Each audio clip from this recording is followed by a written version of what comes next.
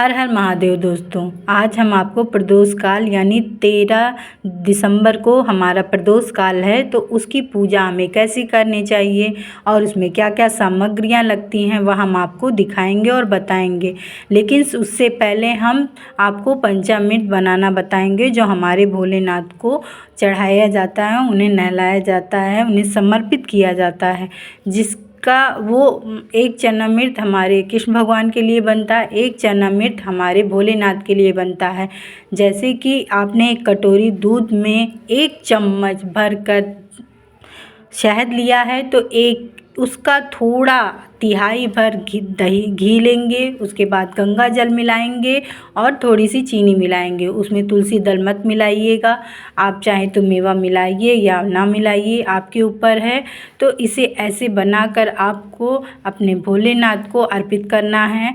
उसके बाद फिर ये है हमारे इसमें तुलसी दल मत मिलाइएगा, क्योंकि भोलेनाथ को तुलसी जी नहीं चढ़ती हैं, तो इसे साइड में रख लीजिएगा। उसके बाद आपको सामान दिखाते हैं कि हमारे प्रदोष काल में सामान, जैसे 1 लोटा जल है और साथ में आपको दूध कच्चा रखना है, चंदन रखना है, भस्म रखना है, दिया है, धूप बत्ती है, कमलगट्टा है और बेलपत्र और समी पत्र, ये सारी चीज़ें आपको रखनी है। भोग में आप चीनी भी रख सकते हैं, हलवा खीर भी बना सकते हैं, दक्षिणा है, फूल है और केला है, आप रखिएगा। आप मंदिर भी जा सकते हैं, मंदिर नहीं जा सकते हैं तो मिट्टी के शिवलिंग बनाइएगा। मिट्टी के शिवलिंग नहीं, आपके पास शिवलिंग है तो उसकी भी पूजा आप कर सकते हैं इस तरीके से।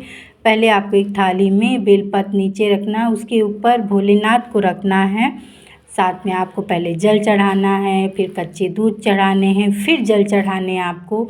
उसके बाद चंदन, तिलक, रोली, बेलपत्र, अक्षत खंडित ना हो ये जानिएगा। जनेऊ जरूर रखिएगा। साथ में आपको बेलपत्र चिकनी जो तरफ परत होती है उसके ऊपर से आपको चढ़ाना है।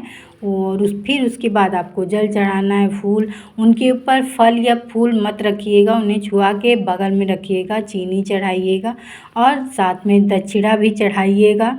और ये सारी चीज़ों को दूसरे दिन आप बेल के पेड़ के नीचे डाल सकते हैं। प्रसाद आप किसी को दे सकते हैं और फिर आरती करिएगा भावपूर्वक। फिर आप इस भावपूर्वक पूजा करने के बाद आपको ये सारी चीज़ें प्रतिक्रिया करने के बाद आपको नीराजल रहती हैं, तो आप नीराजल रहिए। शाम को पूरा दिन नीराजल रहने के बाद भोलेनाथ को जल चढ़ाने के बाद आप इसमें जल ग्रहण कर सकती हैं। नमक नहीं खा सकती हैं, बाकी आप फलाहार कर सकती हैं। तो इसलिए इस पूजा को ऐसे करिएगा आप। हर प्रदोष में ऐसे ही पूजा की जाती है। तो प्रदोष काल का शुभ मुहूर्त मैंने लिख दिया है, आपके स्क्रीन पर है, आप इसकी पूजा अवश्य करिएगा। तो हर हर महादेव, जय श्री राम। सीताराम के साथ साथ हमारे गौरी माता को भी मत भूलिएगा। भोलेनाथ के साथ गौरी माता की भी पूजा अवश्य करनी चाहिए और उनके लिए भी श्रृंगार का सामान अवश्य लीजिएगा और उन्हें चढ़ाइएगा। साथ में अगर श्रृंगार का सामान आपको उस समय उपलब्ध नहीं हो पा रहा है तो आप उन्हें सिंदूर और बिंदी और चूड़ी इतना भी चढ़ाएंगी तो बहुत है। इसीलिए गौरी माता और भोलेनाथ की पूजा एक साथ अवश्य करिएगा।